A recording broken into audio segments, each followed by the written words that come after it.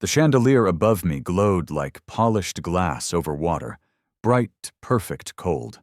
I stood still in the center of the ballroom at Magnolia Grove, the satin hem of my rehearsal dress clinging to my legs, hands clenched around a clipboard I wasn't supposed to be holding. The event coordinator had one, the assistant had another, but I'd brought mine anyway. Control was the only thing I had left. Around me, florists flitted from table to table with cream roses adjusting arrangements that had already been adjusted 3 times. The string quartet was warming up in the next room.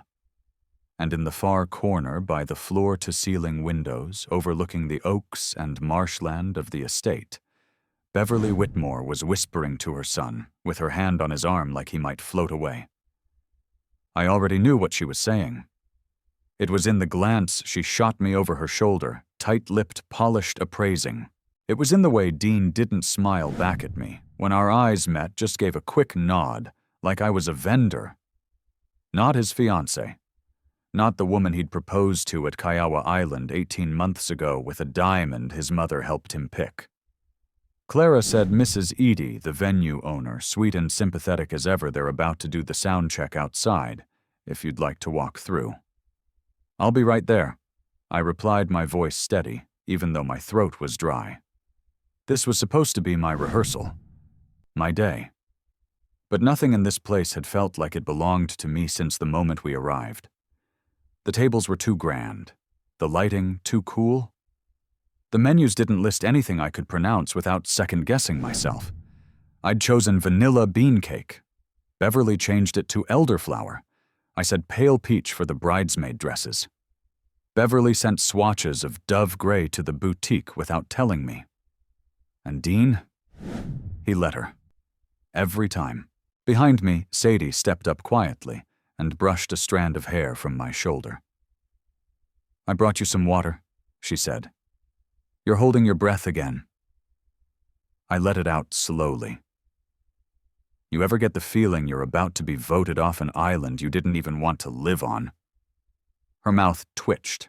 All the time, especially when your future mother-in-law is holding court like a debutante queen. Don't say mother-in-law. Sadie held the water bottle out. Fine. The Duchess of passive aggression, then. I managed a weak laugh, then took a sip. The air was thick with humidity despite the air conditioning, and the scent of roses was beginning to make me nauseous. I looked toward my parents' table. Mom was helping Mrs. Edie fold programs, Dad chatting with a waiter about the woodwork in the reception hall. They looked out of place in their Sunday best. Kind, normal. Small by this room's standards. Your mom tried to ask if she could bring a casserole to the brunch tomorrow, Sadie said, following my gaze. I think Beverly had a tiny stroke. She said it with love, she always does. Clinking silverware echoed as the caterers began setting up in the back. Beverly was now deep in conversation with the pastor, her pearls glinting with every nod. Dean's face was unreadable. Maybe he was just tired. Maybe it was just the stress. Or maybe he was letting her do what she always did, rewrite the script one subtle correction at a time until the only part I had left was quiet background extra. Sadie leaned in. You sure you want to go through with this? I love him? I said because I did. Or maybe I loved the version of him I used to know. The one who brought me boiled peanuts on late work nights and took me to dive bars that played jazz on Thursdays. I wasn't sure that version still existed. The musicians shifted their chairs. A loud crack echoed as someone dropped a cello stand, and Beverly flinched. She turned sharply and gave a small, tight smile. Then, with graceful steps, she walked directly toward me. I stood a little taller. Sadie didn't move. Clara Beverly said in that voice of hers that always felt dipped in sugar, and something sharper underneath a quick word. Dear Sadie took the hint and drifted back toward the front doors. I nodded. We've had a last-minute change in the processional order, Beverly said. The Jordans are arriving early, and it's important that they're seated closer to the aisle. I already assigned them to Table 6. Yes, but Table 2 is more visible for photographs. I trust you understand why that matters. I bit the inside of my cheek. I do, but that puts them in front of my aunt and uncle. Who flew in from Kansas? I see, she said, without a single flicker of apology. Well, it's a delicate balance, isn't it? These things must reflect a certain tone. After all, you're marrying into the Whitmore family. Appearances matter. Her smile faded just slightly. It's not too late to make adjustments. I looked her square in the eyes. I'm not the one who needs to adjust. Her expression didn't change, but something in her eyes cooled. Then perhaps she said softly, "You're not as ready for this life as you think you are." She turned and walked away before I could reply. Behind me, Sadie let out a slow exhale. "You need to breathe again." "I'm fine." "No, you're pretending to be fine, and it's going to give you a migraine." My stomach twisted. Just then, Beverly turned to speak with Dean again. He didn't look at me. Not once. I pressed my palm to my chest, steadying my breath. The room was suddenly too bright, too still. Then Mrs. Edie called out, "Time to line up for the walk-through." I walked forward one step at a time, rehearsing a wedding I was no longer sure would happen. If you enjoyed this video, comment 1 to let me know. If not, comment 2. Your thought mattered to me either way. The rehearsal had ended with polite clapping and hollow smiles.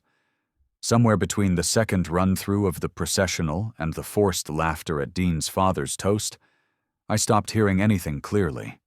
It was all a low hum behind my eyes, like I'd been holding my breath underwater for too long. "Let's step outside for some air," Dean said, touching my elbow lightly, as the servers began passing out cocktails in the garden. "Just a minute." His voice was gentle, almost too gentle. I followed him without speaking. We slipped through one of the side doors that led to the garden pathway behind the venue. White paper lanterns floated above the brick walkway. Spanish moss swayed overhead. Crickets chirped in the distance, filling the silence Dean clearly didn't know how to break. He stopped by a wrought iron bench and rubbed the back of his neck. "Is something wrong?" I asked. He glanced at me, then away. I think maybe we need to talk." My heart tightened. About what? A beat of silence. Then he said it quietly, like if he spoke too loudly, it might make things too real.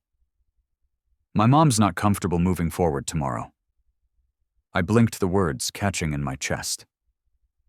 "Excuse me." "She thinks, this is all happening too fast. We've been engaged for 1.5 years. I know," he said quickly, "I know.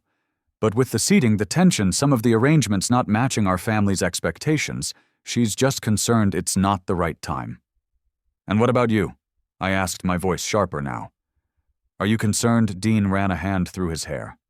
That same hair I used to run my fingers through on Sunday mornings when he'd bring me coffee in bed. "Clara, I've been trying to keep things calm between everyone. You and my mom, it's been tense. I didn't want to upset you. Upset me, Dean. She's been rearranging everything without telling me, criticizing my family, calling the shots like I'm just some event planner tagging along. I just think," he said, stepping back slightly, "maybe we should postpone. Take a breath. Reassess. Postpone. Reassess." The words felt like ice water poured straight down my spine. "You're saying this the night before our wedding," I whispered. "After I sent out the programs, paid deposits, packed for our honeymoon." His silence said everything. "Are you backing out?" I asked. "Or are you just too scared to say you want your mother to do it for you?" "I'm not backing out," he said too fast.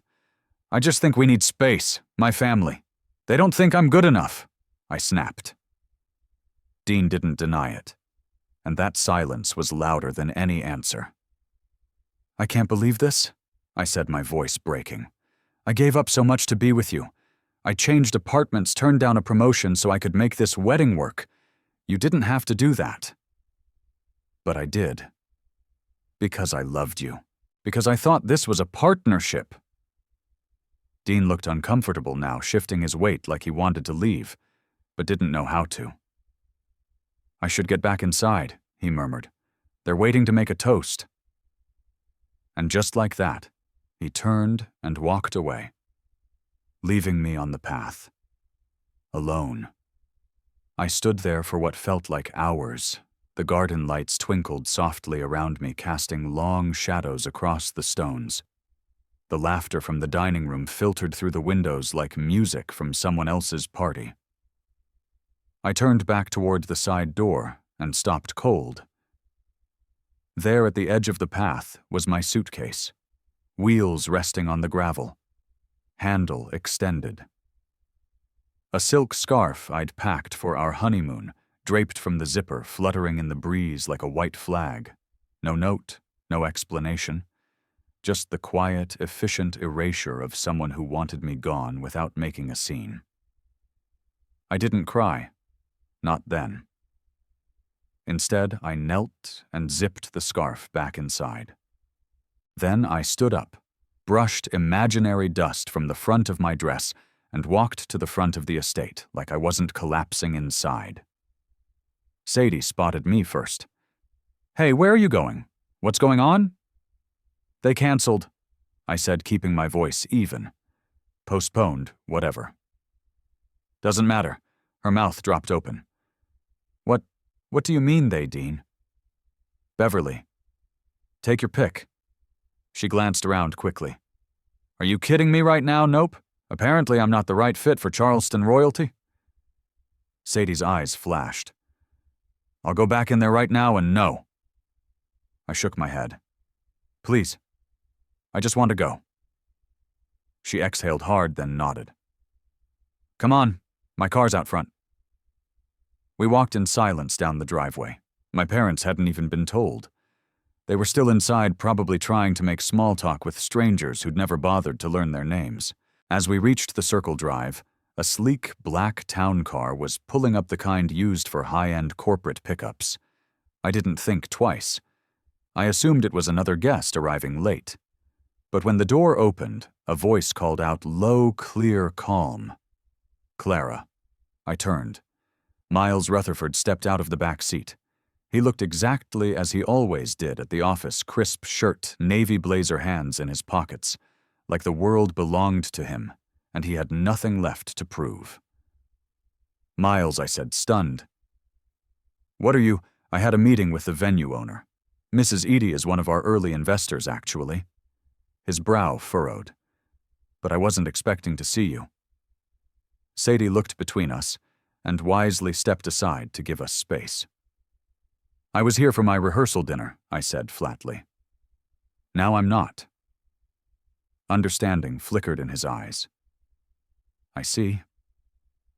And he did. Somehow I could tell he understood far more than I was saying. He glanced at my suitcase, then back at me. "Do you need a ride?" I started to shake my head, but Sadie jumped in. "Actually, that would be great. I left my charger at the hotel and need to swing by. Clara can go with you." I gave her a look. She gave me one right back. "Take the ride. Regain control." Miles opened the door and gestured. I hesitated, then climbed in. The door shut behind me with a soft click. Inside, the car smelled like clean leather and cedar. Calm, quiet, safe. Miles watched me for a long moment before saying anything. "Did they ask you to leave?" I didn't answer. I didn't have to. "I'm sorry," he said quietly. And it was the first apology I'd heard all night that actually sounded like it meant something. We drove through the winding roads of Charleston's historic district in silence. And for the first time in hours, I let myself breathe. The next morning, I woke up in my childhood bedroom, surrounded by ghosts. Not the haunting kind, just the quiet reminders of a version of me that still believed in happy endings.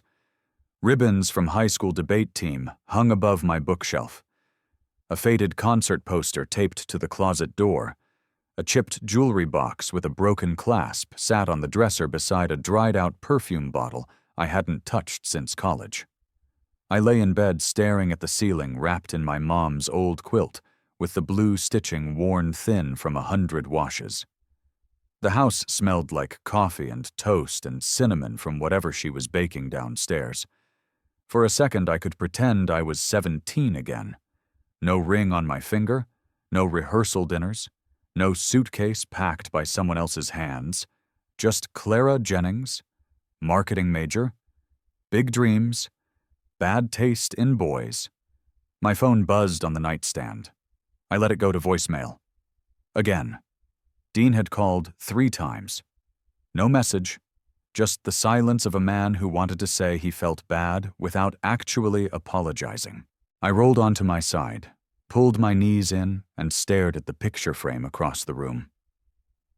It was one of the few things I'd taken from my old apartment before moving in with Dean, an old photo of me and Sadie at our college graduation, arms around each other, smiling like the world was wide open. I didn't feel wide open anymore. I felt small, like I'd been folded in half and left out in the rain. There was a soft knock at the door. Yeah, I called my voice croaky. My mom pushed it open with a gentle hand. You hungry, baby? I sat up slowly. I'm okay. You've been in here since last night. I didn't want to crowd you, but your dad's getting worried. I'm just tired. She stepped in, tray in hand, toast tea, and a little dish of cut-up strawberries the way she used to make when I was sick. She set it down on the dresser, then sat on the edge of the bed beside me. You know, she said, smoothing a wrinkle in the blanket, your grandmother used to say, when somebody shows you their table manners, believe them. I gave her a weak smile. I think you're combining quotes. She smiled back. Probably. But the meaning still stands. I sighed. I should have seen it coming. No, sweetheart, you were trying to make it work. That's not a fault. That's love. I looked down at my hands. It didn't feel like love at the end. That's because it wasn't. It was pride. You were fighting for something you thought you had to prove? That hit harder than I expected. She reached over and tucked a piece of hair behind my ear, like she used to do when I was little. You don't need to prove anything to people who can't see your worth. I nodded, biting my bottom lip. I'm proud of you, she said gently. Not because you almost married into money, not because you looked pretty in a fancy dress, but because you walked away with your dignity still in your hands. I looked up at her eyes, stinging. I didn't walk. They pushed me. Well. She stood and kissed my forehead. Either way, you're standing now. She left the room quietly, and I sat there for a moment, holding on to that thought. Downstairs, I heard the front door open and my dad's voice rumbling in greeting. A second later, Sadie's louder one followed. She's upstairs, Mom called out. Sadie didn't knock. She just came in holding 2 iced coffees and a paper bag.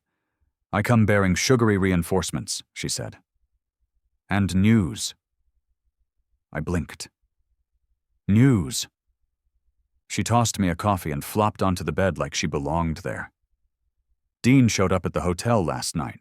Tried to find you. I rolled my eyes. Great. I told him you were busy regaining your self-respect. Accurate. But that's not the real news. She sat up a little. You remember how you left with Miles Rutherford? I froze halfway through sipping my drink. Yes. Well, the doorman saw you two drive off, and word got around. There's a rumor going around social media that you dumped Dean for a billionaire. What Twitter's calling it, the rehearsal flip. Hashtag's already trending in Charleston circles. Apparently someone at the venue saw Miles pick you up, and now people are assuming this was all a strategic trade-up. I groaned. That's ridiculous. I didn't even know he'd be there. I know that. You know that. But optics, babe. People love a plot twist. I sank into my pillow. This is a nightmare. Actually, Sadie said it might be the best PR spin you've ever had. I frowned. What, you've been quiet, classy, and disappeared without a word. Dean's the one who looks like a fool. His family has no statement. And Miles, he's a legend in this town. If people think he swooped in and rescued you from a toxic mess, that's Disney-level drama, except it's not true. Sadie leaned in. What if it didn't matter? What are you saying? I'm saying, if people want to think you walked away from the Whitmores with your head held high and your next chapter already in motion, let them. I sat with that for a minute. The idea of reclaiming the narrative. Of not being the broken girl who got left behind, but the woman who made a sharper choice. It sounded like freedom, but it also sounded dangerous. Just then, my phone buzzed again. Unknown number. I hesitated, then answered. Clara Jennings, the voice on the other end asked. Yes, this is Jeanette, Mr. Rutherford's executive assistant. He'd like to schedule a brief meeting with you this afternoon at the Riverside offices. Would 2:30 work? I blinked. He wants to see me, yes, ma'am. He asked personally. It's regarding a confidential internal matter. I cleared my throat. Okay. Yes. I can be there. Thank you. I'll send the details to your email. The line clicked off. I looked at Sadie. She raised both brows. And that, my friend, is how the next chapter begins. If you enjoyed this video, comment 1 to let me know. If not, comment 2. Your thought mattered to me either way. Riverside Innovations was quiet, too quiet for a Monday afternoon. The usual hum of keyboards, laughter from the design team's corner, and the subtle tapping of coffee cups on desks had been replaced by something still, like the entire building was holding its breath. I stood in the glass elevator watching the floors count up. 12, 13, 14. The silence gave me too much time to think. I hadn't seen Miles Rutherford since he offered me a ride home from the worst night of my life. He hadn't asked questions. He hadn't offered sympathy. Just silent space and that one apology that landed harder than anything Dean had ever managed in a year and a half. Now he wanted a meeting. Confidential, his assistant had said. The elevator doors opened. I stepped into the executive floor, where the walls were darker, the carpet thicker, and the people fewer. The receptionist looked up immediately. Ms. Jennings, yes. Mr. Rutherford will see you now. Her voice was practiced smooth, like a woman used to handling power without blinking. She led me to the end of the hall, opened the door, and gestured me in. Miles stood at the tall windows, his hands in his pockets, looking out at the Charleston skyline like he owned every inch of it. Maybe he did. Thank you, Deborah, he said without turning. The door clicked shut behind me. I cleared my throat. You wanted to see me? He turned his expression unreadable. Yes. Thank you for coming on such short notice. I tried to match his calm tone. It's no problem. He walked to the small conference table near the bookshelves and gestured to one of the chairs. Please. Sit. I did, placing my bag carefully in my lap like it was armor. He sat across from me, clasping his hands together. For a long moment, he just looked at me. Not in a way that felt invasive, but focused, like he was trying to understand something that wasn't written on my face. Then he said, I have a proposal. My stomach flipped. Not that kind of proposal, he added quickly, a rare trace of amusement flickering across his mouth. I managed a small laugh. Good. I'm kind of all proposed out. That broke the tension just enough. He leaned forward. There's something happening inside this company. A major merger that hasn't gone public yet. I'm about to enter talks with 2 international firms. If successful, it will shift the entire direction of Riverside. Congratulations, I said, surprised. Thank you, he said. But it's not that simple. The media attention is going to be intense. Every headline, every photo, every personal detail becomes public fuel. Investors look for stability, control, image. He paused. And that's where you come in. I blinked. Me, yes. I don't understand. He reached into a folder on the table and slid over a packet of neatly typed documents. My name was on the top. Legal language filled the pages in sharp black ink. He waited for me to look up. "I need a wife," he said evenly, temporarily, publicly. My mouth fell open, but no sound came out. "I know how it sounds," he added, "and I'm aware this is unconventional. But your situation has unexpectedly created a narrative, one the media has already begun spinning." "You mean the rehearsal flip rumor?" He nodded. "The internet loves a story, and right now you're the underdog who walked away from old money and ended up in a car with me." I felt heat rush to my cheeks. Nothing happened. "I know. That's why this works. The facts don't matter. The impression does." I stared at the papers. "So what exactly are you asking me?" "A year. 1 year of marriage on paper and photos at events. We'll attend a few key functions. Release 1 or 2 interviews. Keep it clean, keep it civil. You'll be compensated, of course." I swallowed. "You want to pay me to pretend to be your wife?" "Correct?" "Why me?" He looked at me again, really looked. "Because you're poised under pressure. Because you know how to handle attention without exploiting it. And because right now the world is watching you. And rooting for you." His voice softened. "Clara, I'm not asking for romance or sacrifice. I'm asking for a mutually beneficial agreement. You get a fresh start. I get a stable image. And when it's over, we part ways cleanly." I sat back in the chair, trying to breathe. This was insane, but not reckless. It was precise, calculated, professional, and oddly respectful. "I don't know," I said slowly. "It's a lot." He nodded. "It is. Take your time, read everything, talk to a lawyer. There's no rush, well, not much. I'd need an answer within 48 hours. 48 hours, I repeated, eyes wide. I have a board meeting Friday morning, and if the paperwork isn't in motion, the timing falls apart.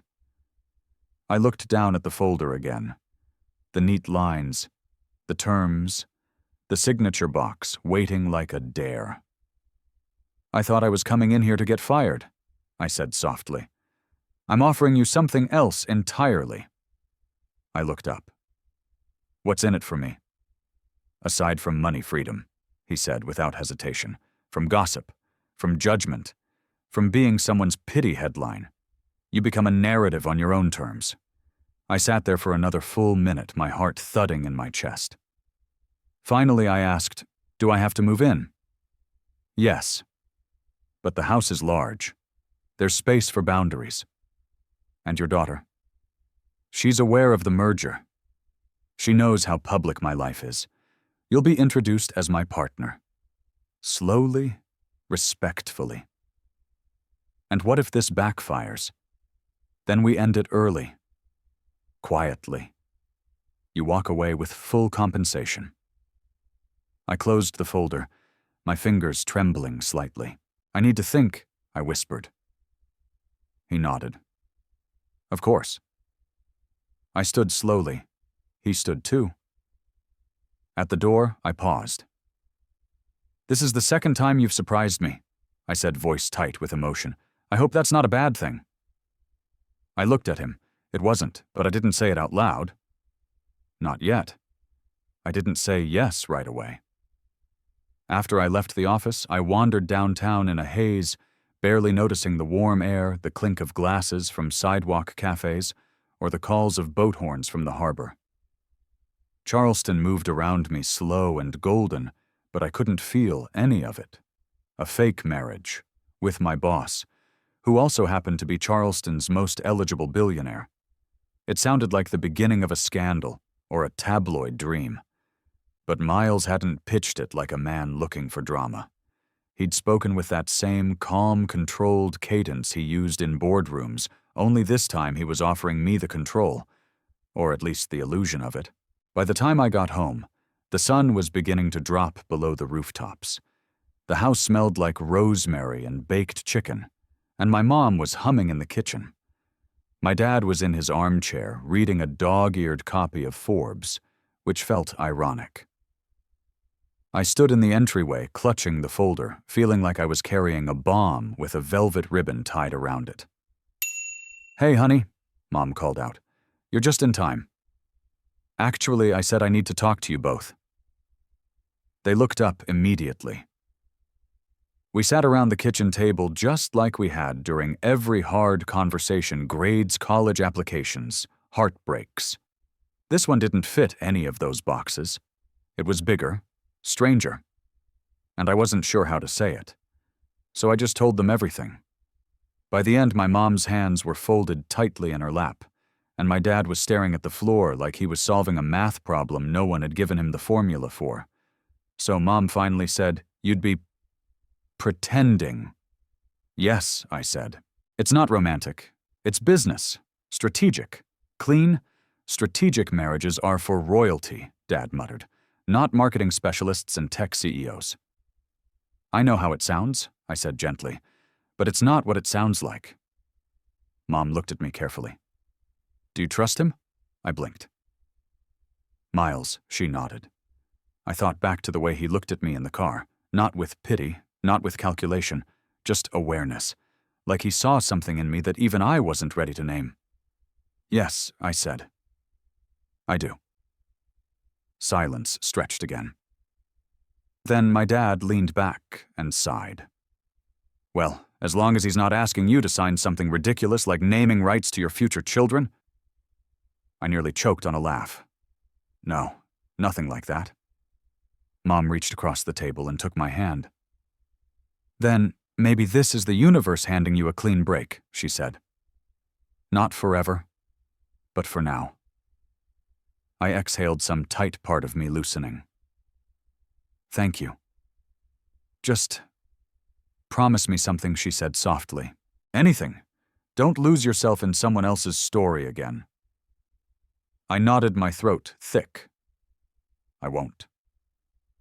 The next morning, I returned the signed documents. Miles didn't smile when I handed them over, but he did nod once slowly, like something inside him clicked into place. "I'll have Jeanette begin the process," he said. "What happens next? There's a courthouse downtown. Discreet, private. We'll file the license this afternoon. Ceremony tomorrow morning. Minimal press for now, just enough to establish legitimacy." My stomach flipped. "You've really thought all this through. I plan my chaos very carefully." He said it so matter-of-factly, I almost missed the wry humor underneath. "What about your daughter?" I asked. "Delilah."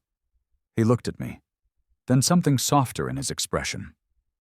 "She's 9, smart, observant, cautious with strangers." "She should be," I said. "I'm not expecting instant trust. But I'd like you to meet her. Today. Today I pick her up after piano lessons. We usually go for ice cream. Would you join us?" There was something in the way he asked, not commanding, not even persuasive. Just human. "I'd like that," I said. Later that afternoon, I stood under the striped awning of a corner creamery 2 blocks from the Charleston Library. The scent of waffle cones drifted through the air as children dashed past with sticky hands and rainbow sprinkles. Miles arrived right on time, walking beside a girl with a serious expression and a backpack that looked twice her size. Her hair was in 2 braids. She clutched a notebook to her chest like it held state secrets. "Delilah," he said as they approached. "This is Clara." She looked at me, not shy, just calculating, like she was checking for invisible strings. "Hi, Delilah," I said, crouching a little to her level. "Your dad says you're the best piano player in Charleston." She blinked. "He says that to the dog, too." Miles gave a low chuckle. "She's not wrong." "Well, I said if the dog plays piano, I've clearly got some catching up to do." Something twitched at the corner of her mouth. Not a smile, but close. Inside, Miles ordered his usual coffee and almond. Delilah got vanilla with caramel drizzle. I went for butter pecan mostly because it reminded me of summers with my grandparents. We sat in a booth near the window, the late afternoon sun warming the table. Delilah opened her notebook, and began sketching with a pencil. Quiet, focused. "She's into design," Miles said. "Interior mostly. She rearranges her bedroom every 3 weeks. Future architect or dictator." He deadpanned. "Hard to tell." I smiled and turned to her. "Do you pick your own paint colors?" She nodded, not looking up. "Last time I chose misted jade. It's like green, but calmer. That's very specific. I like when colors have feelings." That caught me off guard. Me too, I thought. Me too. After we finished our cones, Delilah wandered toward the condiment bar to collect extra napkins, folding them neatly like tiny blueprints. "She's wonderful," I said softly. "She's my whole world," Miles replied, "which is why I want to be clear about something." I looked at him. "This arrangement, whatever public face we put on it, doesn't involve her. You're not being asked to play mother or act a part around her. Just be kind. Be consistent. She's had enough performance in her life." I nodded. "I understand." He studied me for a moment, then added, "And one more thing." "What's that?" "When this goes public, things will change fast. Attention, opinions, there will be noise. You'll be pulled into it. I can handle noise," I said, meeting his eyes. A beat passed between us. A long, quiet stretch of understanding. Then Delilah returned, arms full of napkins, and launched into an explanation of why square-folded corners were superior to triangles. And just like that, the moment passed. But the feeling didn't. The Charleston County Courthouse didn't feel like the place where life-altering decisions should happen. It was clean quiet and vaguely sterile, more DMV than destiny. The waiting room smelled faintly of old paper and lemon cleaner, and the walls were lined with faded posters about legal aid and marriage licenses like love could be checked off a to-do list. I sat beside Miles on a narrow bench, the paperwork folded neatly in my lap. He was dressed impeccably, of course. Slate gray suit, no tie, polished shoes that probably cost more than my rent had before I moved out of Dean's condo. I wore a cream blouse, high-waisted slacks, and a pair of low heels that didn't hurt. I'd chosen the outfit like armor. Neutral, professional. Nothing too soft. Neither of us spoke for a while. The clock ticked. A couple across the room held hands and whispered to each other in Spanish. Another pair, barely out of college from the look of them, giggled and took selfies while waiting for their number to be called. I stared at the grain in the tile floor. "This doesn't feel real," I finally said. Miles glanced over. "Because it isn't. Not in the way it usually is." "That's comforting," I muttered, then glanced up. "I didn't mean that sarcastically. I just never thought I'd get married like this." He nodded slowly. "Neither did I. That surprised me." I raised an eyebrow. "You've done this before, not like this." "Still." He looked straight ahead, voice steady. "My first marriage was a merger. It just didn't have a contract." I blinked. "That's incredibly honest. I don't lie well. It wastes everyone's time." I exhaled through my nose, trying not to overanalyze every word. We were here for a reason, just one. And it wasn't romantic, it wasn't emotional, it was business. Still, a small part of me wanted to ask something impossible. "Are you sure? Do you know what you're doing?" Because I wasn't sure what I was doing. The clerk called our number. We stood in unison. The ceremony itself was brief. Administrative. The magistrate asked a few standard questions in a voice that could have been recorded. We signed the papers. Miles slid a ring onto my finger, simple, understated, probably chosen by his assistant that morning. He didn't say anything as he did it, but his hand lingered for half a second longer than necessary. The magistrate pronounced us married. Legally. Publicly. I nodded once, politely. Miles shook the man's hand.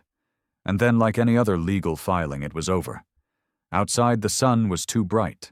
The heat clung to my skin as we walked toward the car parked at the curb. "Was that the strangest thing you've ever done?" I asked quietly. He thought for a moment. No. But it's close. We got in. The driver pulled away, merging into the light traffic of downtown. I rested my hands on my lap, staring at the new ring. It wasn't heavy. It barely felt real.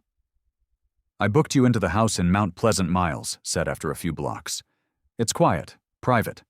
Has a separate wing from mine so you can come and go as you like. Sounds very civilized. I thought it best to avoid unnecessary discomfort. That's considerate. You'll have access to the staff if needed. There's a driver on call, and I've arranged for your contract to be filed with my legal team by the end of the day. Efficient. His lips twitched. You're allowed to say this is surreal. Oh, I already did. Several times. I think I'm somewhere between surreal and cautiously numb. The car slowed to a stop outside a 3-story modern coastal home, tucked behind a line of palmettos and blooming crepe myrtles. It didn't look like a place where chaos lived. It looked like the kind of place where nothing unexpected ever happened. I stepped out slowly. Miles followed, gesturing for the driver to bring the suitcase he'd had delivered from my parents' house. This is yours, he said, for as long as you need it. We stood on the stone path outside the front door, not speaking. I glanced up at him. Is there a press plan soft rollout, he said. A joint photo release tomorrow morning. My PR team is writing the caption now. I don't have to do an interview yet, right? No. We'll wait until the merger is announced. You'll be given full prep before anything is scheduled. I nodded, then hesitated. And what do I do until then? His eyes met mine.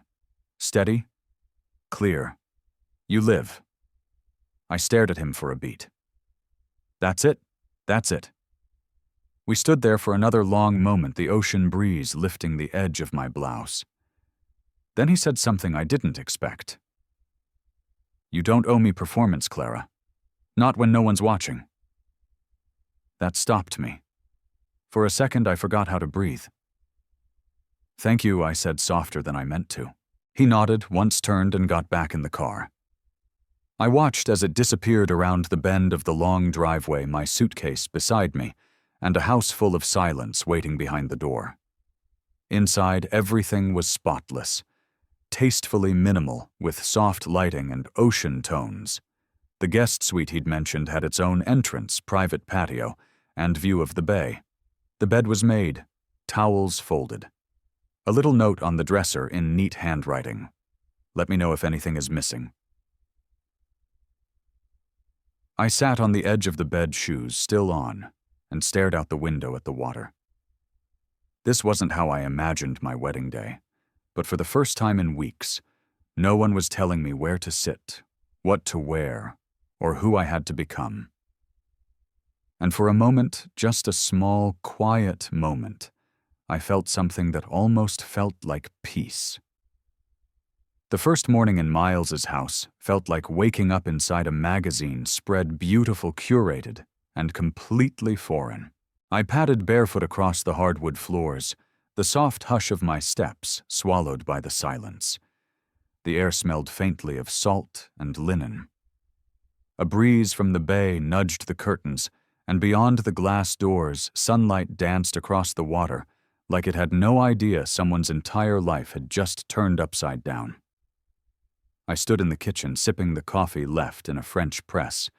Clearly someone had been by early and looked out at the dock where a small white boat rocked gently against the posts. The calm was too loud. I opened my phone to a flood of notifications. My inbox had over 200 unread emails, text messages from numbers I didn't save, group chats I forgot I was still in, people speculating, whispering, pretending to be surprised. And then, the posts. A soft launch from Miles's PR team had gone live just before sunrise. A black and white photo of us standing in front of the courthouse, steps him in his suit, me holding the paperwork, both of us facing slightly away from the camera, as if caught mid-step. No caption, just 2 names. Miles and Clara. Simple, understated, impossibly loud. I stared at it for a long time, heart beating out of rhythm. This wasn't a movie premiere. It wasn't a red carpet debut. And yet people were treating it like the wedding of the year had just happened in secret. One comment already had over 1,000 likes. From jilted to jackpot in 48 hours. Queen behavior. I didn't know whether to laugh or scream. The sound of small footsteps startled me. I turned. Delilah stood in the doorway wearing a fuzzy pink robe and holding a cereal bowl like it was a shield. Her hair was braided one side, already coming undone. "Hey," I said, trying not to sound like a stranger in her own home. She looked at me for a moment, then shuffled toward the island and climbed onto a stool. "Where's your dad?" "Went running," she said. "He always runs when he's thinking." I poured her a glass of orange juice and set it beside her. "You like it with pulp?" "Pulp is gross." "Duly noted." She took a sip, still watching me carefully. "Your room smells like eucalyptus," she said. I noticed. "It's very spa-like. You don't talk like the people he usually dates." I blinked. "Is that good or bad? Just different." She ate a spoonful of cereal and tilted her head. "Are you really married?" "Yes." She narrowed her eyes. "Like, real married?" I hesitated. "It's real in some ways, not in others. That sounds fake." I smiled. "You're very perceptive." I read court documents for fun. That's how I found out my third-grade teacher had 2 speeding tickets. I stifled a laugh. "Remind me never to cross you." Delilah smirked, but didn't press further. Just kept eating like she'd already decided I passed some unspoken test. And then just like that, the door opened. Miles walked in a towel around his neck t-shirt, clinging slightly to his chest. He froze for a second when he saw me standing behind his daughter at the kitchen island, like it was a normal Tuesday morning in a normal family home. His eyes locked on mine. There was something different in his expression. Not discomfort. Not exactly surprise. Just quiet awareness. "Morning," he said, voice lower than usual. "Morning," I replied. Delilah waved her spoon. "Clara doesn't like pulp either. Clearly a woman of taste," he said, pulling a water bottle from the fridge. He looked at me again, a question lingering. I answered it before he asked. "The photo's up. People are reacting." He nodded. I expected they would. There was a pause. Then he added, "If it gets overwhelming, I can ask the team to tighten media filters." "Remove tags, limit visibility, no," I said. "Let them talk." He studied me for a second, then gave a single nod of approval. Delilah slid off her stool and grabbed her backpack from the mudroom. "I'll be in the car," she said. Miles raised an eyebrow. "You have 20 minutes. I like being early." She disappeared out the front door. We stood in the silence that followed. "She's sharp," I said. "She's careful," he replied. "Been that way since her mother left."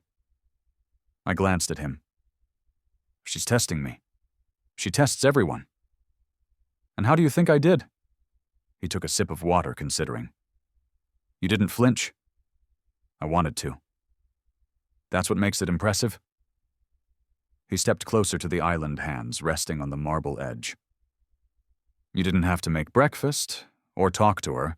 I didn't do it for points, I know. That's why it matters." There was a beat. Something warm flickered between us, unspoken but present. A thread. A shift. "I'll be in meetings all day," he said finally. "But I've asked Beverly to stop by. She'll help you get settled. Your assistant, no, my house manager. She's efficient." I smiled. "That sounds like a warning. Just a heads up." He turned toward the door, then paused. "You're handling this better than I expected. I'm not sure if that's a compliment or concern." He gave me a look. "It's both." Then he was gone, and I was left standing in the kitchen holding a half-full coffee mug and wondering if this house was big enough to hold all the things I wasn't saying. Later that afternoon, Beverly arrived. She was exactly what I expected, silver hair pulled into a sharp, chignon, crisp linen shirt, a clipboard that never left her side. Mrs. Rutherford she greeted formally, offering a hand. I blinked. Clara's fine. She didn't blink. Very well. Clara, I've prepared a basic schedule for your week. PR appearances, wardrobe fittings, and a social etiquette coach per Mr. Rutherford's request. I stared. A social coach for posture, presence, media tone. You're representing the brand now. I didn't realize I was a brand. She tilted her head. Everything's a brand if people are watching. I exhaled. Of course it is. Beverly softened barely. He doesn't do this lightly. If he's asked for this arrangement, he believes you can handle it. I didn't think he believed in unnecessary risks. He doesn't. She handed me the schedule. Dress for dinner tonight, she said. You'll be dining with the Carringtons. They're on the foundation board. And with that, she left the room. I stared at the itinerary in my hands. The fake marriage had officially entered Phase 2 appearances, politics, and performative grace. But as I looked at the long list of expectations, one thought wouldn't leave me. If this was all pretend, why did it already feel so real? The Carringtons lived in a historic Georgian estate nestled beneath moss-draped oaks on the edge of the Battery, the kind of house that whispered generational wealth and Sunday brunches with senators. The driveway alone could have hosted a charity gala. I sat beside Miles in the back seat of the town car, one hand resting on my lap, the other gripping a small velvet clutch tighter than necessary. You okay? He asked quietly. I nodded, but it wasn't entirely true. My nerves buzzed under my skin like static. I'd faced clients, angry board members, and one very public broken engagement. But this was different. This was stepping into a curated world where every glance was a measurement, every smile a test. I can do fine dining, I said, voice even. I've done client dinners before. This isn't about the silverware, he replied. I looked at him. Then what is it about? He hesitated, then said, These people know how to read silence. If you're too quiet, they'll fill in the blanks with their own stories. Be composed but present. I swallowed. So, theater control, he corrected. They respect control. The car came to a stop. A valet opened the door, and the world outside greeted us with warm air and flickering lanterns. Inside the Carrington foyer was all polished wood oil paintings and crystal vases filled with long-stemmed lilies. A butler took my shawl. Miles rested his hand lightly on the small of my back, just enough to say we were together, but not enough to assume intimacy. Ah, Miles, came a booming voice from across the room. A man in his 60s with a ruddy complexion and salt and pepper hair approached, followed by a woman in navy silk and pearls that looked older than I was. Clara Miles said, turning to me, This is Charles and Vivian Carrington. Charles sits on the Innovation Foundation board. Of course, I said, offering my hand with a practiced smile. Thank you for having us. Vivian's eyes scanned me in one slow sweep. Not unkind, just sharp, like a jeweler checking for flaws. We're delighted to meet you, Clara, she said, her voice smooth and practiced. We were starting to think Miles would stay a bachelor forever. I smiled. Well, it seems we surprised everyone. Charles laughed, shaking Miles's hand. You always did know how to make a quiet move with maximum noise. Dinner was served in a room with velvet chairs and candlelight that softened every feature into something painterly. A round table for 8. Alongside the Carringtons were 2 other couples, another board member and his wife, plus a judge and her husband, all well-dressed, all well-informed. Miles sat to my left. I followed his lead, letting my posture speak what my words didn't. When someone asked how we met, he let me answer first. Through work, I said, lifting my wine glass without fumbling. We collaborated on several campaign pitches. The more time we spent together, the more we realized we shared values. Vivian lifted an eyebrow. And what values are those? Respect. Discretion. Forward motion, I said, each word intentional, a brief silence. Then Charles let out a chuckle. Well said. Miles glanced at me just once beneath the rim of his glass. It wasn't a smile. Not quite. But it was close. Between courses, I noticed the way Vivian's gaze kept landing on me, curious, calculating. I excused myself after dessert, slipping into the powder room. The moment I shut the door, I exhaled. The woman staring back at me in the mirror looked polished, confident. But I could see the tiny line between her brows, the one that only showed when she wasn't sure if she was pretending or surviving. I dabbed gloss on my lips, adjusted the necklace Miles had asked Beverly to deliver rose gold with a pearl drop. Understated, elegant. When I opened the door, Vivian was waiting in the hall. She offered a knowing smile. You wear nerves well? I gave a polite laugh. I'd rather not wear them at all. She stepped closer, lowering her voice. This world isn't just about fitting in. It's about absorbing it without letting it swallow you. I'm trying, I said. You're succeeding, she replied. Then she added, but be careful. Miles doesn't do anything without calculation, and he doesn't share space easily. I looked at her. Do you think I'm a mistake? She didn't answer right away. I think you're a variable, which makes you interesting. And with that, she turned and glided back towards the parlor. I stood there for a beat, her words looping through my mind. Back in the room, Miles stood when I returned, pulling my chair out slightly. It was a small gesture, one no one else at the table bothered to make.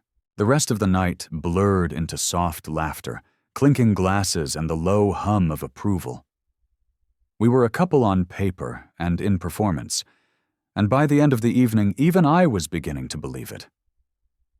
In the car on the way home, I rested my head lightly against the seat, eyes closed.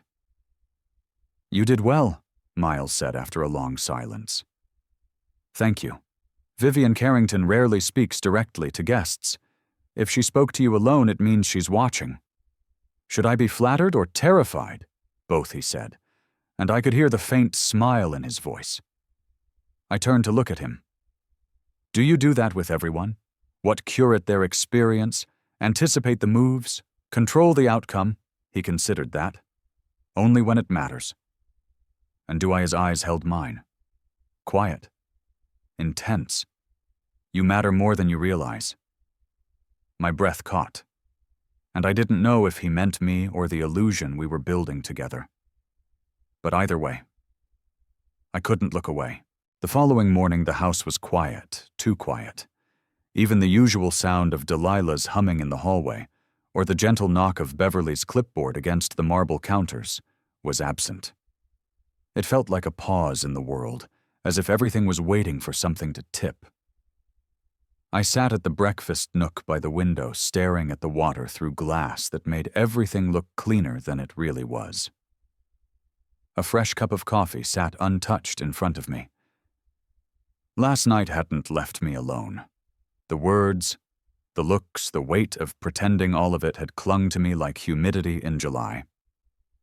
Vivian Carrington's voice echoed again and again, "You're a variable." She hadn't said it like an insult. She'd said it like a warning. I picked up my phone and opened the calendar Beverly had sent. Today was supposed to be simple. No public outings, no press, just a few internal appearances, which meant smiling and nodding at a boardroom full of people who'd already Googled my name and knew more about my ex than I cared to remember. A message buzzed onto the screen. Miles' boardroom at 10:30. Don't let them rattle you. Also wear blue. I stared at the message. Not because of the content, but because it was the first time he'd sent anything with a tone that hinted at care. Not control, not instruction, just awareness. Wear blue. I rose, walked to the closet, and pulled out a navy wrap dress Beverly had hung on a padded hanger like it was sacred. It was simple, but strong, with a neckline that said graceful and sleeves that said, "Don't underestimate me." By the time I walked into the Rutherford boardroom, I was ready, or at least I looked ready. The room fell quiet when I entered. 10 pairs of eyes turned to me. Most were men in dark suits. One woman near the end of the table wore a smart burgundy dress and a look of mild skepticism.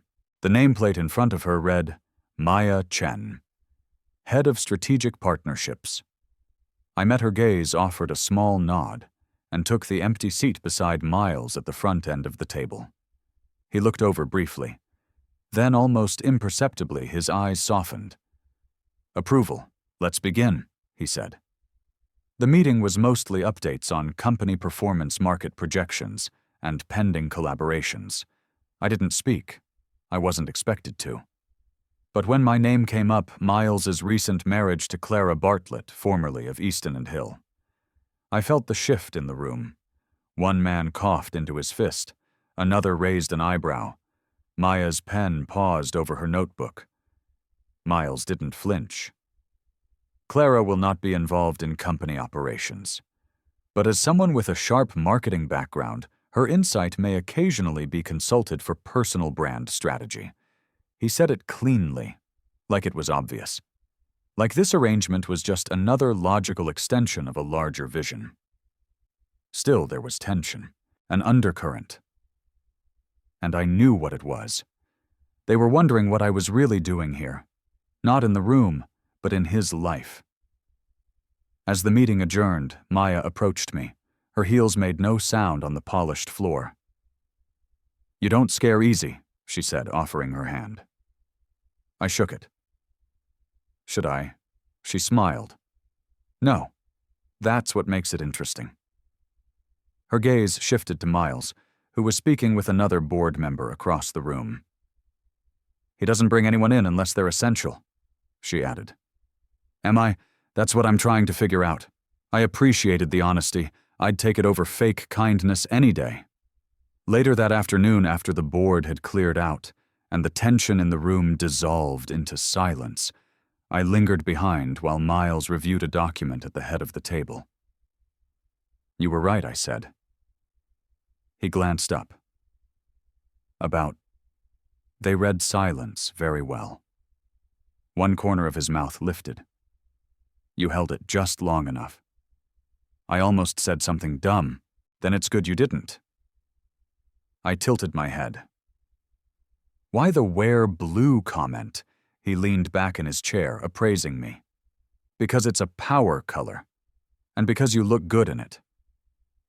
I blinked. No smile, no flirtation, just fact.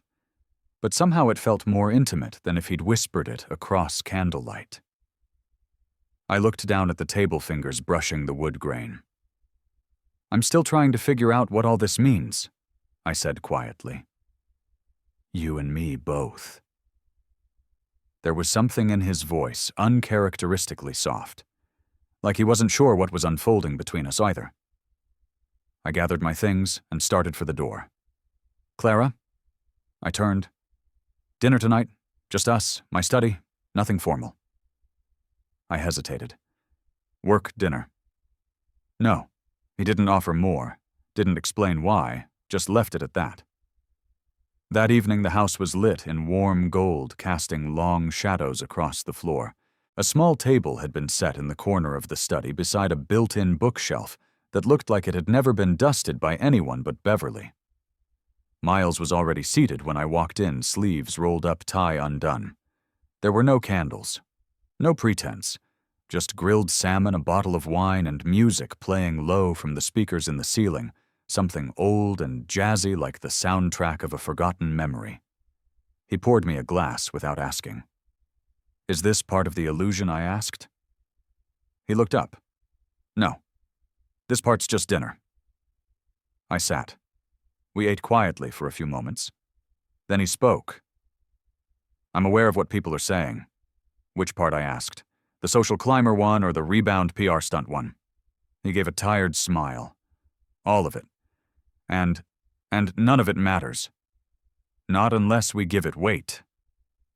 I set my fork down. You're used to people speculating.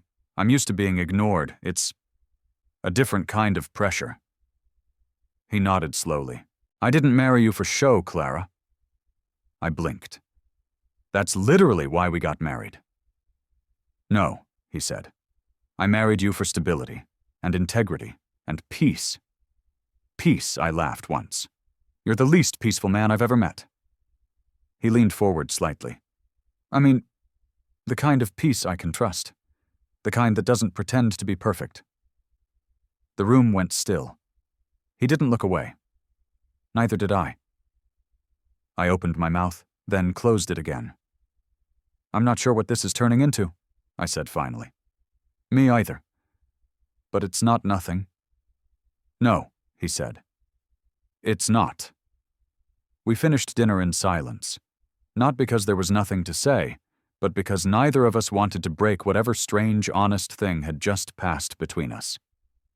The days after that quiet dinner blurred into something I hadn't expected routine. A strange, soft rhythm started to take shape. Mornings began with coffee on the back patio, where I'd sit with Delilah before she left for school. She always had a new opinion to offer on teachers' books, the inefficiency of cafeteria lines. She was sharp-guarded, but increasingly less so with me. Miles kept his schedule tight, but somehow, he always showed up. Sometimes it was a passing conversation in the hall. Sometimes dinner with no agenda. But he never hovered, never imposed.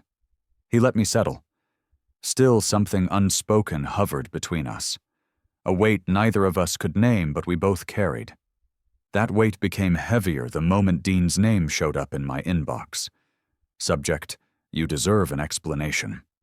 My stomach clenched as I stared at the screen. No greeting, no sign of regret. Just the start of an excuse. I didn't open it. I didn't need to. I already knew what it would say. Something about confusion. Something about timing. Something about how he didn't plan for it to happen that way. I closed the email, heart pounding. Part of me wanted to delete it and pretend it never happened. But the louder part, the one still bruised, knew better. I went downstairs, needing air distraction, anything. Beverly was in the foyer directing staff with her usual precision. She looked up when I passed. Clara, she said, not quite smiling, Mr. Rutherford asked if you'd join him for the fundraising walkthrough this afternoon, the one for the Innovation Foundation. Yes, he said he could use your instincts. I blinked. He said that he did. I nodded slowly. All right. I'll go. An hour later, I found myself at Charleston's Grand Pavilion, where next month's fundraiser gala was being planned. White tents had been erected to test layouts, and clipboard-wielding staff buzzed between tasting stations and floral samples.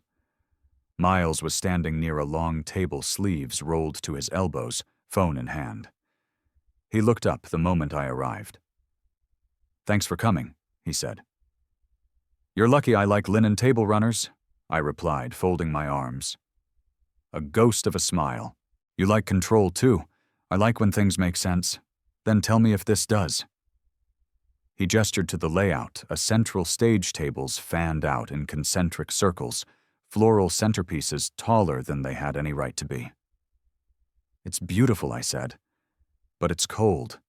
Cold, too perfect. Too performed. The board might love it, but the press won't feel moved by it.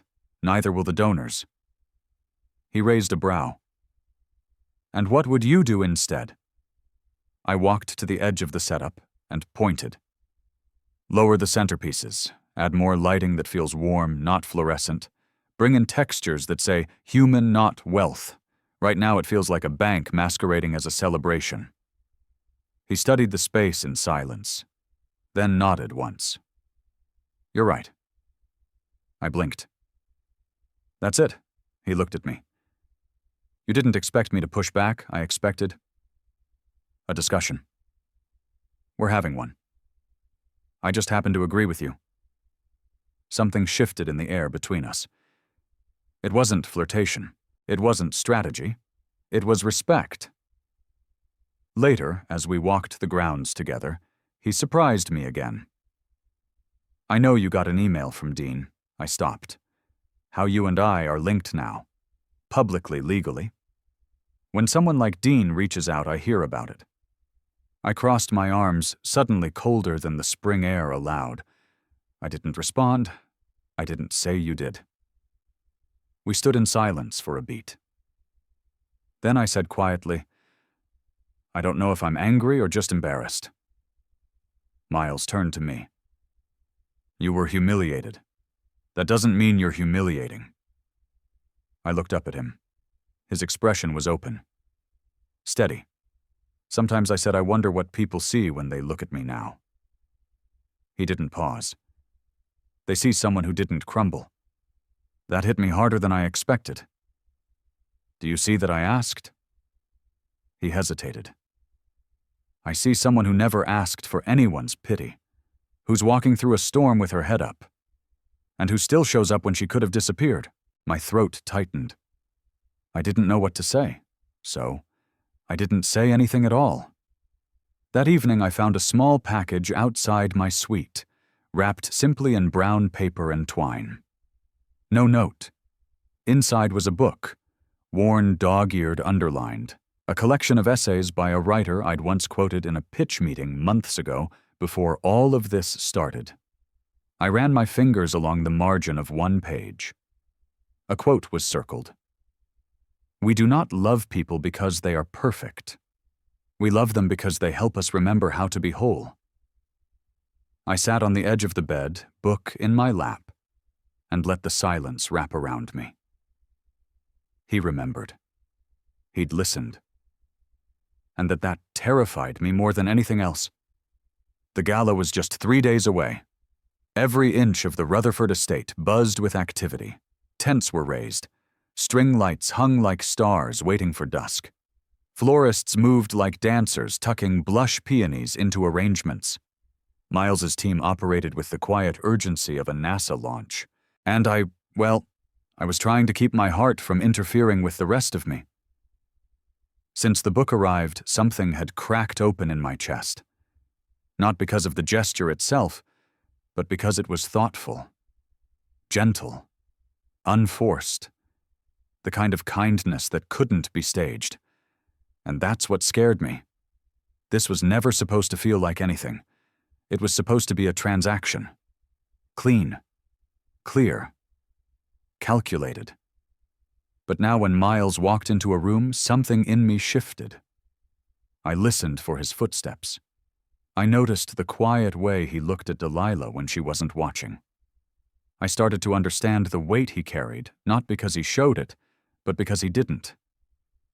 And worst of all, I wanted him to look at me like that again. That evening, I found myself in the study, curled on the couch, with the book still in my lap, when Beverly entered without knocking. "Clara," she said, brisk as always. "We need to talk." I sat up. "What's wrong?" She held out her phone. "You need to see this." I took it and stared at the screen. A gossip blog. Headline in bold: Rutherford's rebound sources claim secret clause in surprise marriage contract. My heart dropped. Below the headline was a cropped photo of me at a coffee shop taken 2 weeks ago.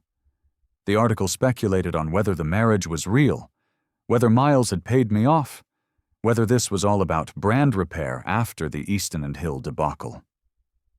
Beneath that, an anonymous tip claiming a contract existed. One that outlined payment image use and public appearances. "Oh my God," I whispered. Beverly folded her arms. "We have 2 hours before this spreads further. I'm already locking down media contacts, but you need to speak to him." I stood, heart racing. Who would leak that? I don't know. But it narrows the list. My hands shook. He trusted me. And now it looks like I sold my dignity for a designer wardrobe and a better zip code. Beverly looked at me for a long moment. "Do you think he'll believe you leaked it?" I paused. swallowed. I don't know. That was the part that hurt.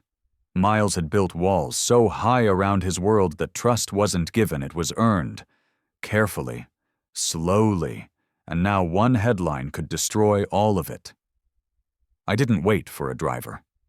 I took one of the estate cars and drove myself to Rutherford and Copley's. The sky was streaked with deep coral and gray as I pulled up to the glass front building that glowed like a monolith downtown. Inside, the receptionist recognized me and waved me through. Miles's office was on the top floor. By the time I reached it, my nerves had outpaced my breath. I knocked once and pushed open the door. He was there, alone, leaning over a tablet, face unreadable. He looked up, and the shift in his expression made my stomach twist.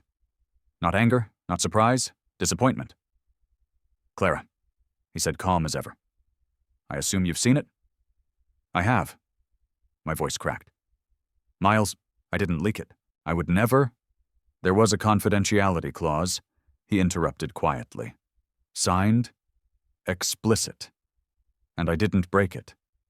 He didn't say anything, just walked to the floor-to-ceiling window, staring out at the skyline like the answers were buried in the city below.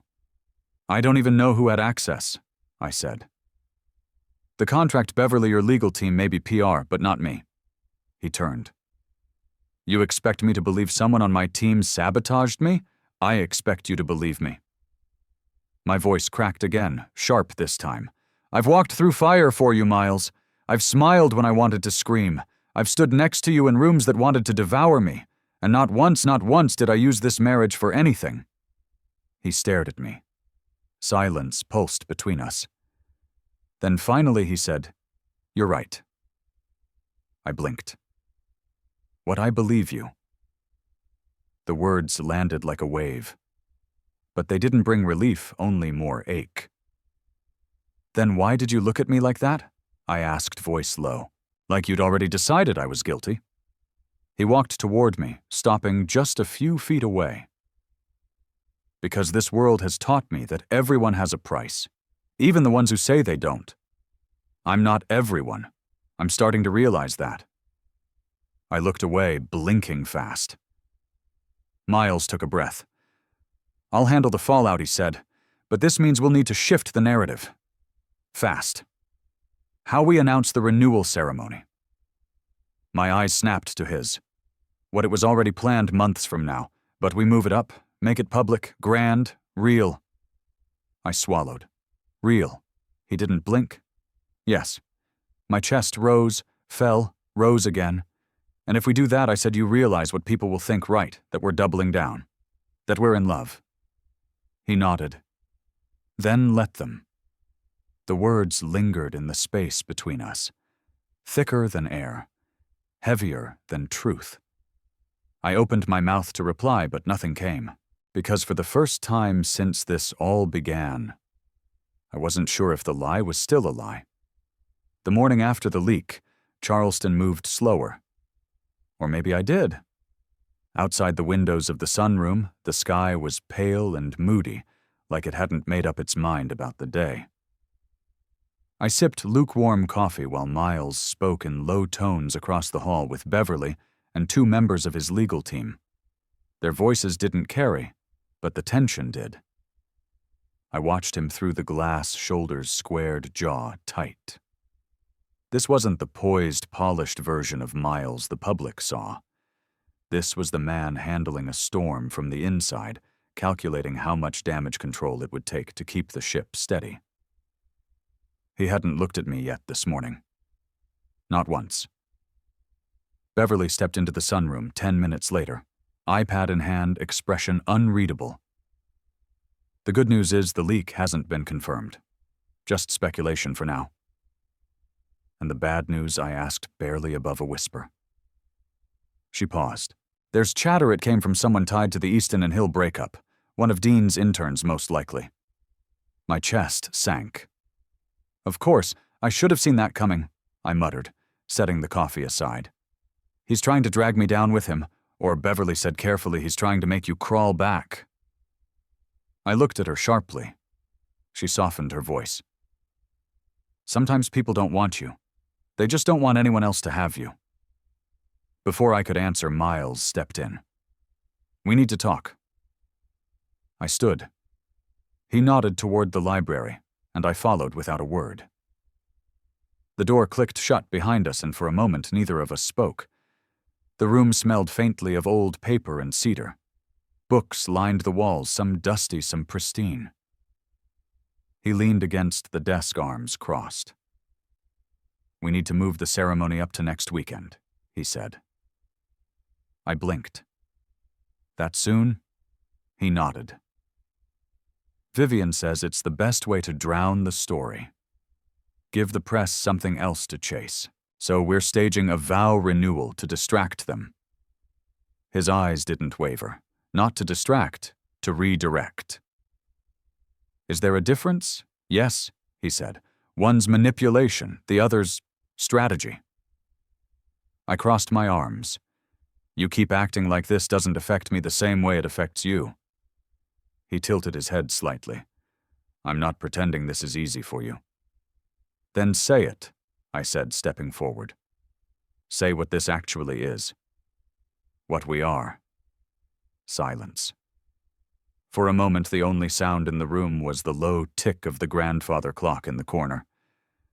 Then finally he said, I don't know yet. I exhaled, the sting behind my eyes, sharper than I expected. Miles, you can't keep moving me through rooms like I'm another asset to manage.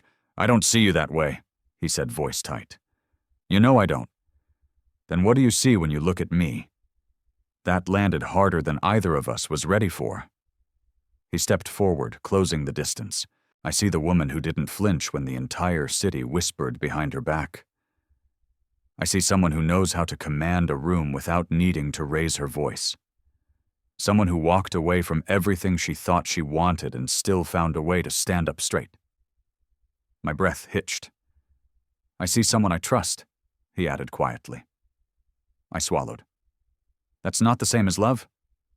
No, he said. But maybe it's where it begins. We stood like that for what felt like hours. Then his voice broke the moment. I want to ask you something. I nodded, slow and cautious.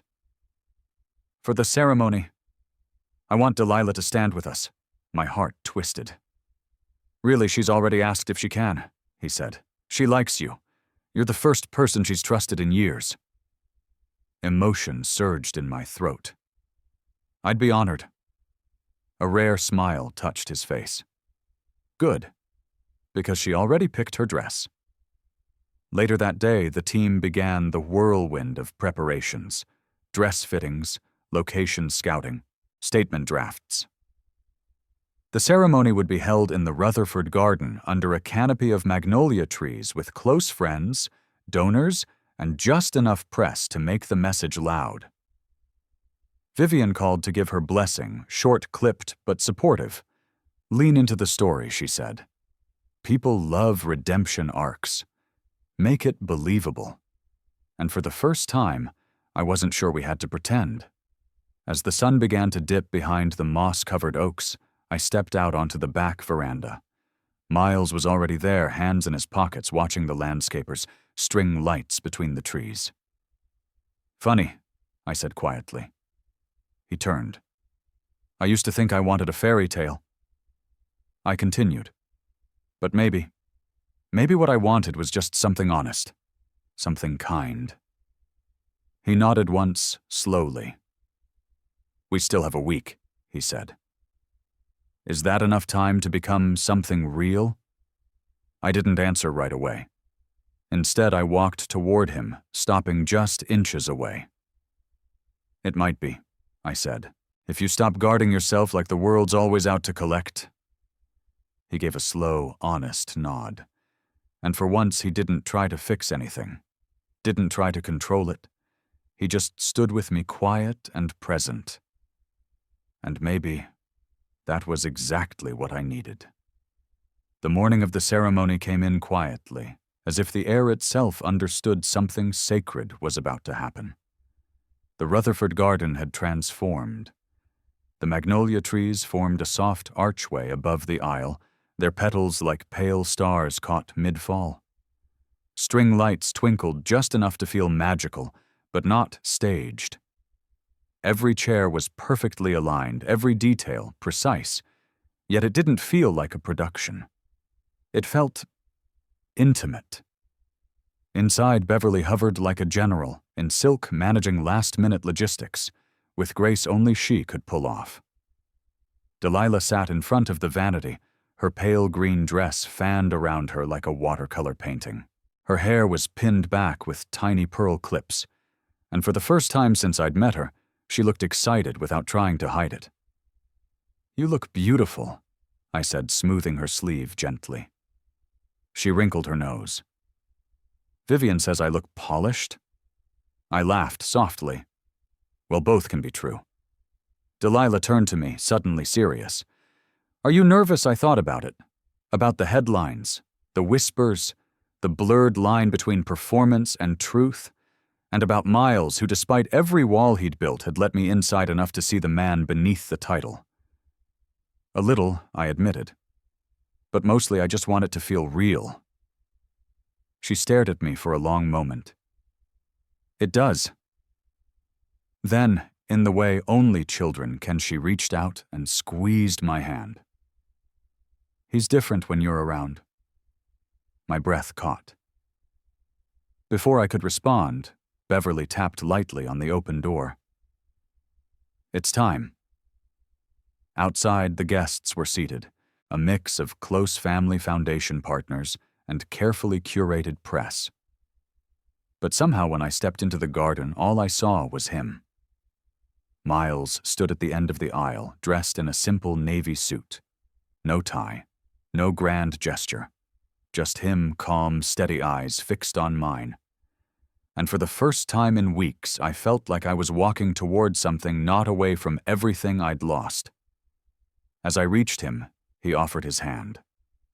I took it without hesitation.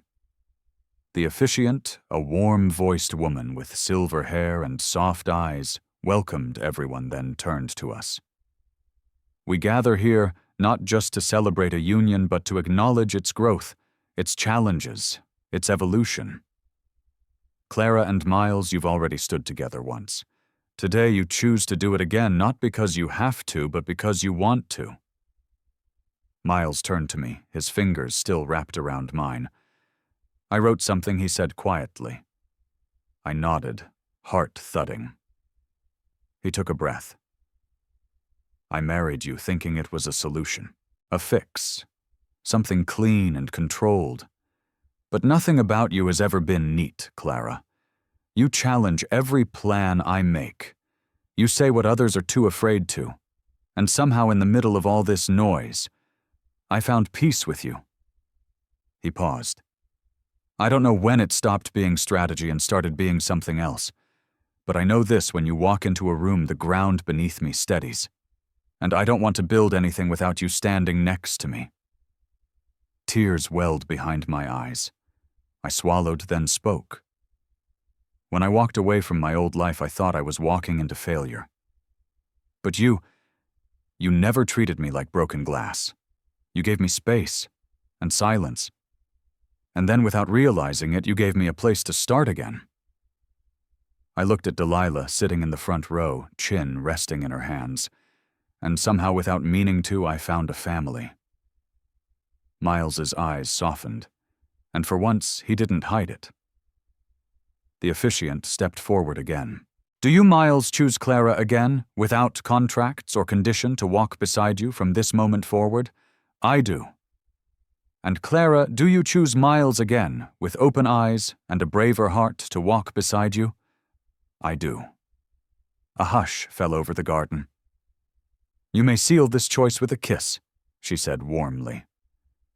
Miles reached for me slowly, like he wasn't rushing, like he was savoring the moment, and kissed me with the quiet certainty of someone who'd stopped pretending. Applause followed, but it faded beneath the swell in my chest. It was done. But more than that, it had begun.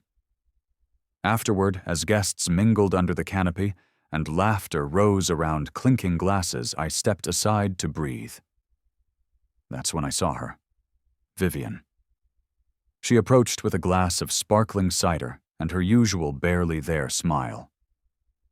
Well, she said, you've officially outlasted the headlines. I laughed once, softly.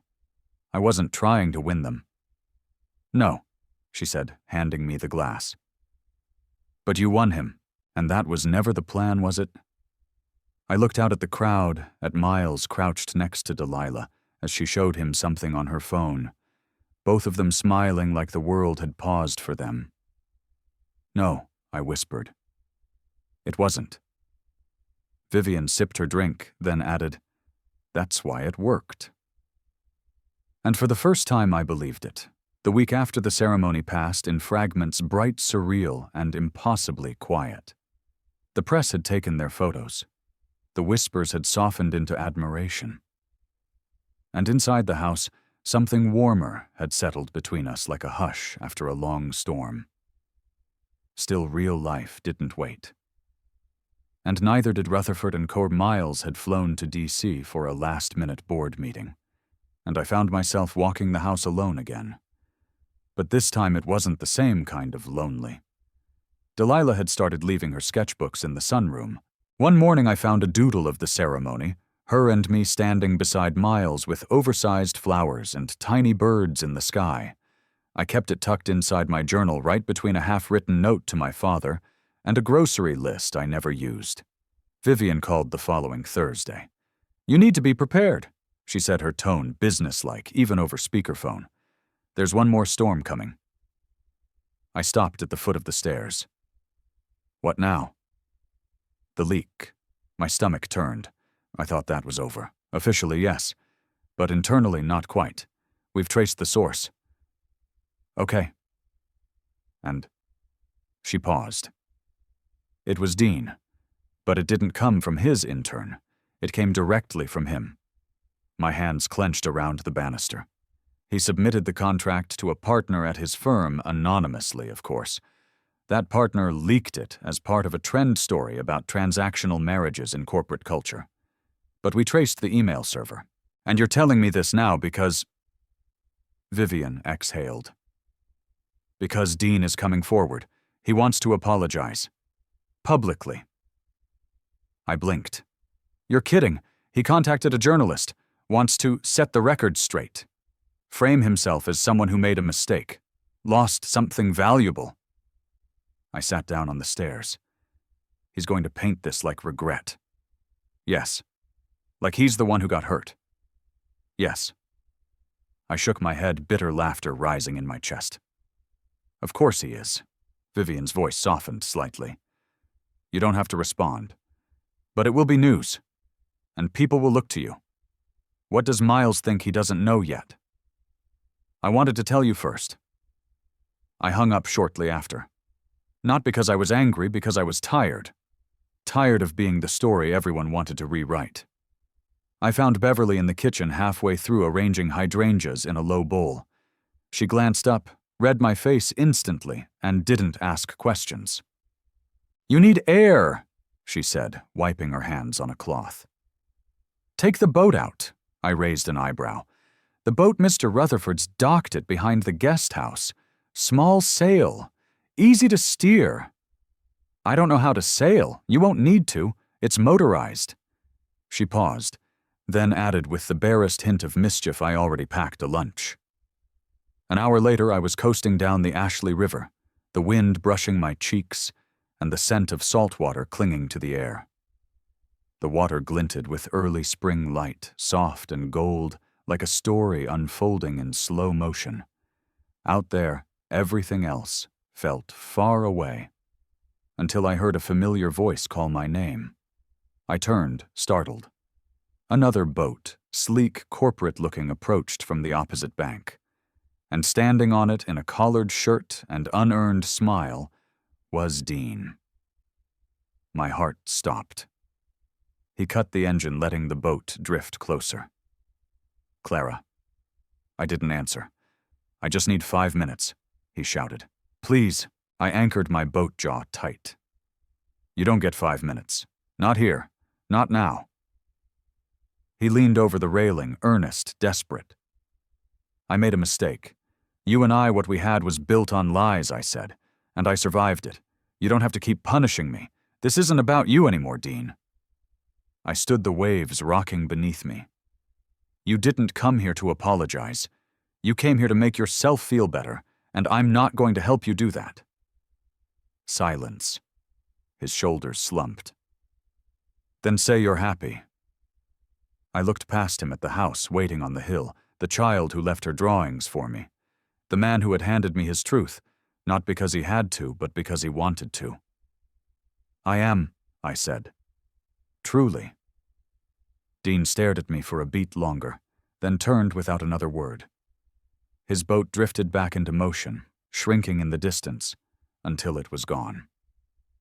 When I returned to the estate, the sun had begun to set. Miles was home, tie undone. Sleeves rolled, leaning against the veranda rail with 2 glasses of wine waiting. You heard I asked, stepping beside him. I did, he said. Vivian told me. You're not angry, I'm not surprised. I looked at him, searching. So, where do we go from here? He turned to face me, fully eyes clearer than I'd ever seen them. Wherever you want, he said. But if you'll let me, I'd like to build something real with no contracts, no strategy, just choice. I swallowed hard. Then let's start here, I said softly, with the truth. And as the last light dipped behind the horizon, we stood in it together, not performing, not pretending, just beginning again. The spring gala returned with its usual spectacle tables draped in ivory linen soft jazz curling through the air, and the garden alive with candlelight and conversation. But this time it felt different, not because of the guests or the press, or even the quiet nods of approval from Charleston's old money crowd. No, it felt different, because this time I wasn't watching from the edge of someone else's story. I was in the center of mine. Miles found me near the reflecting pool, where lights shimmered like they couldn't decide if they belonged to the sky or the water. You always come here, he said, his voice low, familiar. It's quiet, I said, and I like seeing things twice. He raised an eyebrow. In the water, I explained, you get the real thing in the reflection, like proof it's actually happening. He stepped beside me, close but not crowding. Then I guess this is real.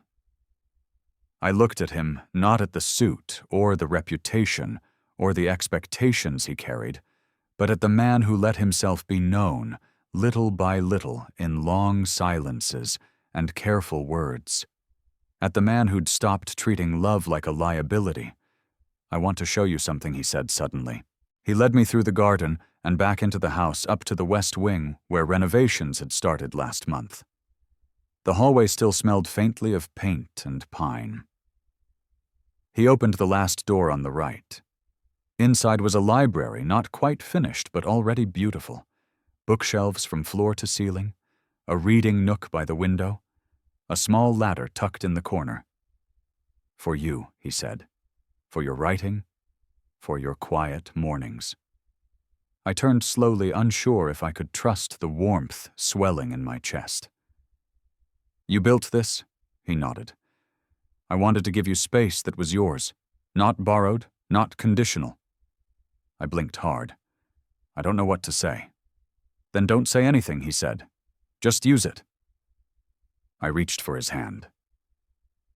And in that small, still moment, I realized something that should have been obvious all along. Love doesn't always shout. Sometimes it whispers. Sometimes it shows up in the space someone makes for you when they don't have to. A few days later, Delilah asked if she could hang one of her drawings in the library. It was the one she'd made after the ceremony, Miles, me, and her, beneath a swirl of petals and stars. You can put it anywhere you want, I told her. She smiled. Then I want it where you'll see it first thing. The morning after she hung it, I sat in the reading nook with a journal open on my lap. The house was still.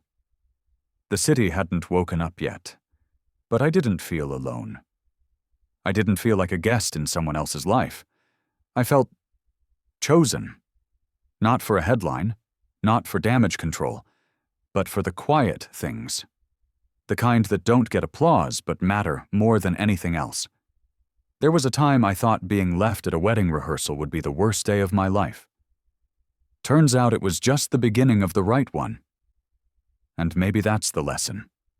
Sometimes what breaks us isn't the end, it's the clearing for something better to grow. Something softer. Something real.